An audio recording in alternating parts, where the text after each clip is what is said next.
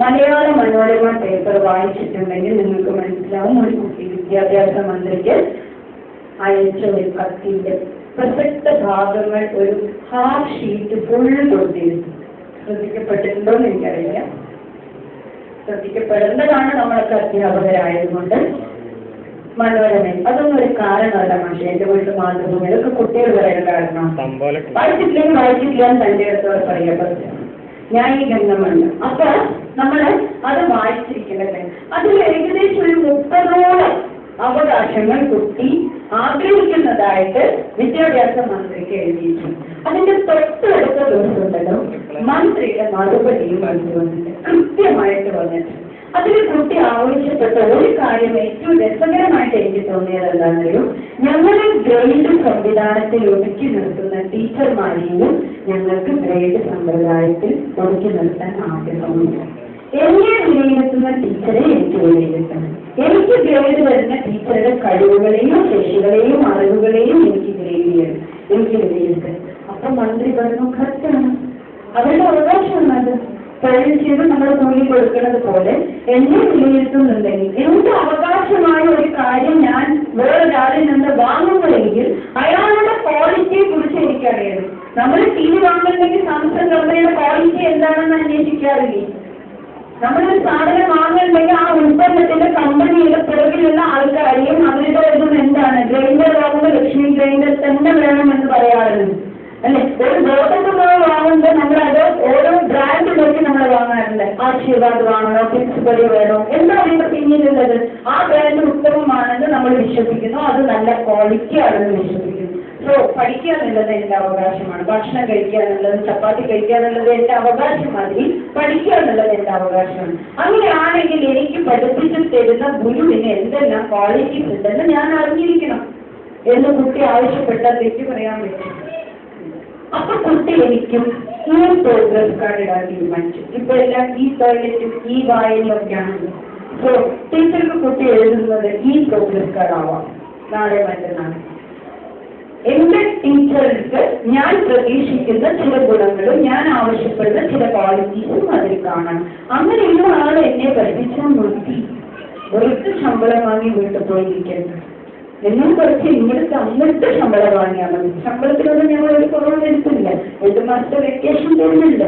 ടീച്ചർമാരെ പറഞ്ഞാല് പിള്ളേരെ ടൂർ പോവുകയാണെങ്കിൽ ഫ്രീ ആയിട്ട് പോവാം. എന്തെല്ലാം സൗകര്യങ്ങളുണ്ട്. പക്ഷെ ഇവര് സ്കൂളിൽ കഴിക്കാം.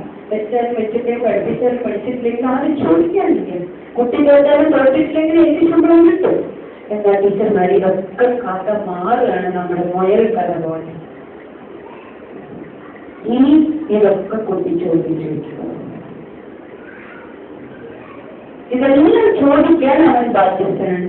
എന്ത് ന്യായത്തിന്റെ പേരിൽ ഞാൻ പറയും നീ ഇതൊന്നും ചോദിക്കാൻ പാടില്ലടാന്ന് പറയും? പറയാൻ പറ്റില്ല.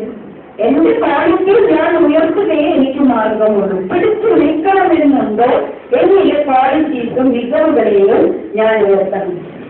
പണ്ട് നമ്മൾ തുല്യപ്പെട്ട് കല്ലെടുപ്പിക്കണമെന്ന് തുമ്പി കല്ലെടുക്കുക പറയുന്ന വരെയായിരുന്നു നമ്മൾ കുട്ടിയെ പഠിപ്പിച്ചിരുന്നത്. ഇനി കല്ലെടുത്ത് കാണിച്ചു കൊടുത്താലേ തുമ്പി ഞാൻ കല്ലെടുക്കൂ എന്ന് നമ്മളോട് പറയാൻ പോകും. ടീച്ചർ ആദ്യം കാണിച്ചതാണ് എങ്ങനെ കല്ല് പിടിക്കണം, എത്ര വെയിറ്റുള്ള കല്ല് എടുക്കാൻ പറ്റും, എന്താ ഞാൻ ചെയ്യേണ്ടതെന്ന് കാണിച്ചിട്ടാ എന്ന് പറയുന്ന ഒരു കാലഘട്ടത്തിലേക്ക് നമ്മൾ പോവാം. ഒരു ടീച്ചറെ, ആ ടീച്ചർക്ക് 10ാം ക്ലാസ്സിന്റെ ചുമതലയില്ല കേട്ടോ. 10ാം ക്ലാസ്സിൽ ഹിന്ദി പഠിപ്പിക്കുന്ന ടീച്ചറാണ്. ആ ടീച്ചറുടെ മകളും ആ വർഷം 10ാം ക്ലാസ്സിലാണ്. അപ്പോൾ ഡിസംബർ മാസമൊക്കെ ആയിട്ട് ടീച്ചർ പോഷൻസ് ഓടിച്ച് തീർത്തിട്ട് 2 മാസം അവധി എടുക്കും. ജാനുവരി, ഫെബ്രുവരി, മാർച്ചിൽ എന്റെ കുട്ടി പരീക്ഷ എഴുതാൻ പോകും. നാട്ടുകാരുടെ കുട്ടിയെ മാത്രം നോക്കിയാൽ മതി, എന്റെ കുട്ടിയെ നോക്കണ്ടേ, അവരുടെ കൂടെ കുറച്ച് സമയം ഇരിക്കട്ടെ എന്ന് പറഞ്ഞ ടീച്ചർ ലീവ് എടുക്കും. അങ്ങനെ ലീവ് എടുക്കുന്ന ടീച്ചർമാരെ നമുക്കറിയാലോ, കണ്ടിട്ടുണ്ടല്ലോ, കേട്ടിട്ടുണ്ടല്ലോ, നമ്മളും എടുത്തിട്ടുണ്ടാവുമല്ലോ ഒരു കഥ. അവിടെ നിന്നോട്ടെ. ഇനി വേറൊരു കഥയുടെ തന്റെ കുട്ടി ആവറേജ് ആണ്. ഞാൻ ആ സ്കൂളിലെ മാഷോ അല്ലെങ്കിൽ ടീച്ചറോ ആണ്. സിക്ക് നമുക്ക് ഇഷ്ടമുള്ളത്ര മാർക്ക് കൊടുക്കണം. കാരണം സിക്ക് പ്രത്യേകിച്ച് അനുപാതങ്ങളൊന്നുമില്ല. നമുക്ക് ഇഷ്ടമുള്ളത്ര മാർക്ക് കൊടുക്കും. പക്ഷേ അവൾ അർഹിക്കുന്ന മാർക്ക് മാത്രം അവൾക്ക് കിട്ടിയാൽ മതി എന്ന് വാശി പിടിക്കുന്ന ഒരു ടീച്ചർ. ഈ 2 ടീച്ചർമാരെ കുറിച്ച് ഞങ്ങളുടെ അഭിപ്രായം എന്ന് പറഞ്ഞു. നിങ്ങൾക്ക് മനസ്സിലുണ്ടാവുന്ന വികാരത്തിനെ കുറിച്ച് പറയും. നിങ്ങളുടെ കാഴ്ചപ്പാടിനെ കുറിച്ചൊന്ന് പറഞ്ഞു. രണ്ട് തരത്തിലുള്ള ടീച്ചർമാർ, രണ്ട് തരത്തിലുള്ള ടീച്ചർമാർ നമ്മുടെ മുന്നിലുള്ള ടീച്ചേഴ്സാണ്. അതിനെ കുറിച്ചൊന്ന് പ്രതികരിച്ചേ.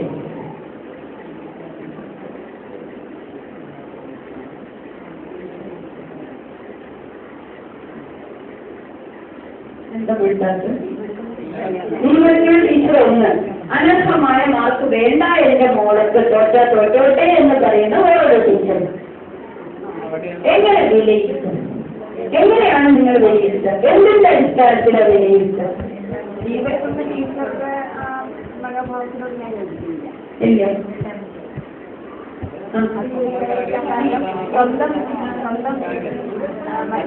എനിക്ക് വേണ്ടത് ഒരു വിലയിരുത്തലാണ്. രണ്ട് ഘടകങ്ങളോട് നിങ്ങളൊന്ന് വിലയിരുത്തും. നിങ്ങൾക്ക് ബോധം ആരിലാണ് കൂടുതൽ? രണ്ടാമത്തെ ടീച്ചർ അല്ലേ? അപ്പൊ ആ ടീച്ചർ ചിന്തിക്കുകയാണെങ്കിൽ ഇത്രയും കാലം ഞാൻ പഠിപ്പിച്ചില്ലേ, ഇനി എന്റെ കുട്ടിയുടെ അടുത്ത് കുറച്ച് സമയം ഞാനൊന്ന് ഇരിക്കട്ടെ, ആ കുട്ടി പാസ്സാവണമെങ്കിൽ എന്റെ ആവശ്യമൊക്കെ ചിന്തിച്ചിട്ട് നമുക്ക് പറയാൻ പറ്റും. എങ്ങനെ ടീച്ചർ? സ്കൂളിലെ കുട്ടികൾക്ക് ഉണ്ട്, തന്റെ പോഷണങ്ങൾ കിട്ടാൻ ശ്രമിച്ചു കൊടുത്തു. ആ ടീച്ചർക്ക് വേണമെങ്കിൽ വെക്കേഷൻ സമയത്ത് കാര്യം പറയായിരുന്നു അല്ലേ, ഞാൻ ഇപ്രാവശ്യം എന്നെ എസ്എൽസിയുടെ ചുമതലയിൽ ഒഴിവാക്കി തരണം, എനിക്കിങ്ങനെ ഒരു കാര്യമുണ്ട് എന്ന് മുൻകൂട്ടി വേണമെങ്കിൽ പറയാം. ഇനി അങ്ങനെ പറഞ്ഞാലും ചില അച്ഛന്മാർ നിർബന്ധം പിടിക്കും, പറ്റില്ല എടുത്തേ പറ്റൂ എന്നൊക്കെ പറഞ്ഞ് നിർബന്ധിതമായിട്ട് എടുക്കേണ്ട ഒരവസ്ഥ വന്നതാണെങ്കിലും അങ്ങനെ വരാലോ.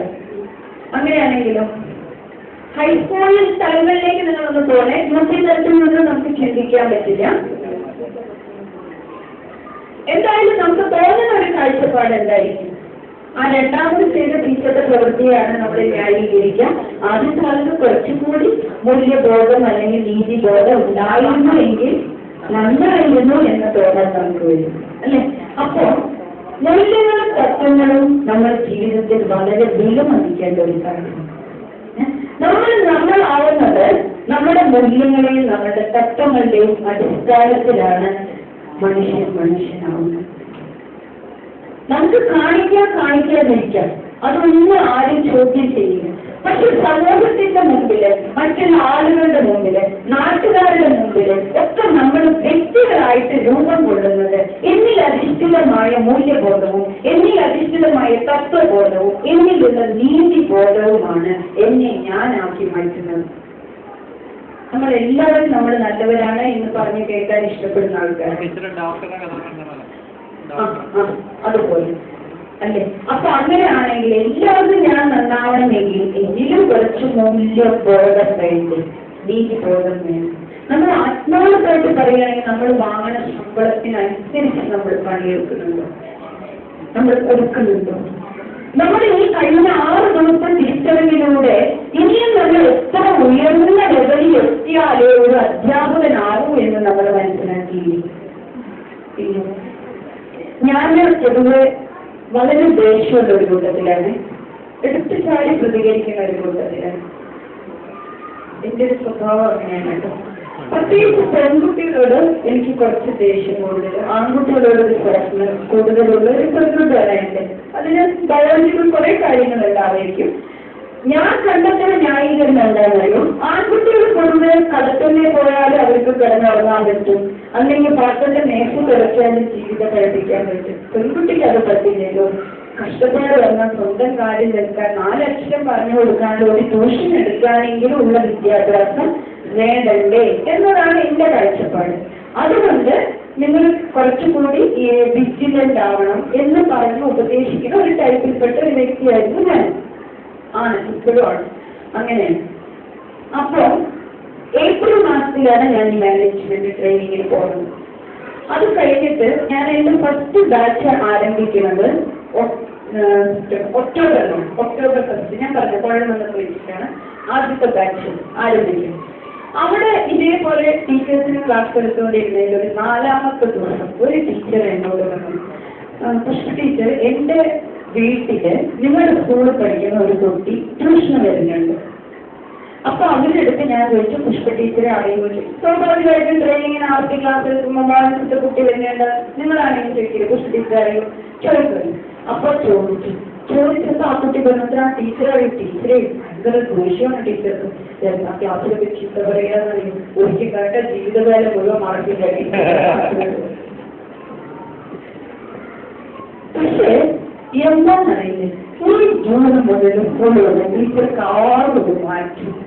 ടീച്ചേഴ്സ് വർത്താനം പറയുന്നു, കാര്യങ്ങളൊക്കെ ചെയ്യണം. കുട്ടി അനലൈസ് ചെയ്തതാണ്. പറയുമ്പോൾ ആ ടീച്ചർക്കും അറിയില്ല, എനിക്കും അറിയില്ല ഇങ്ങനെ സംഭവം. ആ ടീച്ചർ ക്ലാസ്സിൽ വന്ന് പറയുകയാണ്, ടീച്ചർ സത്യത്തിൽ ടീച്ചർക്ക് മാറ്റമുണ്ടോ? അപ്പോഴാണ് ഞാൻ ആലോചിച്ചത്. എന്നെ അതുവരെ ഞാൻ വിലയിരുത്തിയിട്ടില്ല, ആ ഒക്ടോബർ വരെ ഞാൻ വിലയിരുത്തിയിട്ടില്ല. പക്ഷെ എന്നിലുള്ള മാറ്റം എന്റെ മുന്നിലുള്ള കുട്ടികൾ കണ്ടറിയില്ല. വ്യത്യാസം ഉണ്ടാവുമായിരിക്കും. നമ്മുടെ ഏത് സാഹചര്യങ്ങളിൽ ഏതാണ് ഇങ്ങനെ പാടി പറയണെന്ന് വെച്ചാൽ തീർച്ചയായിട്ടും സ്വയം ഉള്ളിലൊരു മാറ്റം ഉണ്ടാവില്ല. അപ്പൊ പൊതുവെ എന്താക്കി ഒരു മാറ്റം. എന്നോട് എന്റെ ബാച്ചിൽ എന്റെ സ്കൂളിൽ നിന്ന് വരുന്ന പല ടീച്ചേഴ്സും ഇപ്പോഴും സ്കൂളിൽ കുറെ പേരുണ്ടല്ലോ, അവരൊക്കെ എന്റെ അടുത്ത് പല ബാച്ചിലും ചോദിച്ചിട്ടുണ്ട്, പക്ഷെ ഈ 7 ദിവസം ആരോടും ദേഷ്യപ്പെട്ടിട്ടില്ല. എന്നോട് എപ്പോഴും ചോദിക്കാറുണ്ട്. പക്ഷെ എനിക്ക് വളരെ സക്സസ് ആയിട്ട് എനിക്ക് പറയാൻ പറ്റും.